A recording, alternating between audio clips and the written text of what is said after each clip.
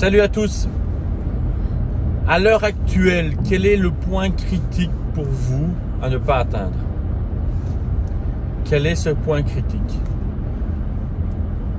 On a tous, pendant cette période difficile, et on peut vraiment dire qu'elle est difficile non pas par la pandémie, non pas par le virus, mais par la gestion des gouvernements, des États.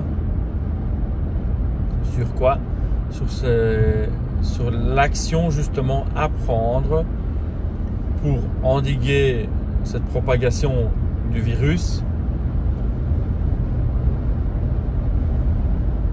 Et quand on regarde, eux arrivent à avoir des points critiques qu'ils dépassent largement en mettant en péril justement la population. Pourquoi?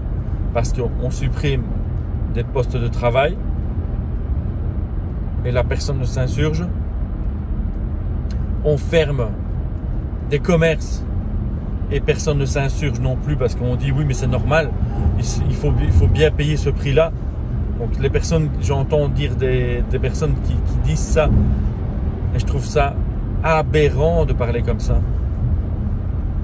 Ce sont des petits commerçants, mais derrière ça il y a quoi? Il y a des employés, il y a des familles, il y a des catastrophes derrière ça. Alors quel est le point critique pour vous? Parce qu'il faut arrêter maintenant de laisser le pouvoir à l'autre. Il faut arrêter de laisser le pouvoir de décision, que ce soit un gouvernement, que ce soit une autre personne sur votre vie. Définissez votre point critique.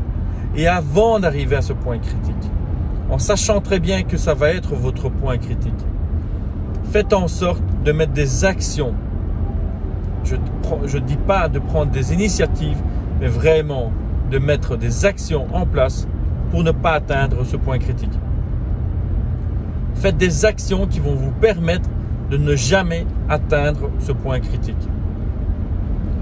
Car la plupart du temps, une fois que nous sommes sur un point critique, nous n'avons plus pied et nous perdons un équilibre. Une fois que nous perdons cet équilibre, que se passe-t-il? Nous vacillons. Soit nous tombons, soit nous rattrapons à quelque chose, mais nous sommes beaucoup plus faibles. D'où l'importance de ne pas laisser arriver, de ne pas se laisser plutôt arriver à ce point critique. Définissez votre point critique. Quel est le point critique pour vous? Quel est le point le plus dangereux pour vous? Arrêtez d'attendre que une entité extérieure vienne vous sauver. Définissez votre point critique et mettez des actions bien avant ce point critique pour ne pas atteindre ce point critique. Mettez des actions et foncez dans cette action. Foncez dedans et vous allez voir que vous allez pouvoir soit passer au-delà de ce point critique, soit traverser ce point critique sans vraiment le ressentir. Pourquoi? Parce que vous avez mis des actions en place et vous avez défini votre vie et vous avez pris responsabilité sur votre vie et le pouvoir sur votre vie. Et vous n'avez pas attendu qu'une entité extérieure, que ce soit un gouvernement, une banque ou autre, vienne vous donner de l'oxygène. Parce que c'est cela dont vous avez besoin. Et je vous rappelle que le coronavirus a une action au niveau de l'oxygène, de l'oxygénation. C'est d'ailleurs pour ça que des gens rentrent en réanimation. Donc, rappelez-vous que ce coronavirus, ce virus, est en train de vous dire que vous avez besoin d'oxygène. Faites le nécessaire pour ne pas avoir un manque d'oxygène. Comme votre corps, pour traverser à travers ce coronavirus, ce virus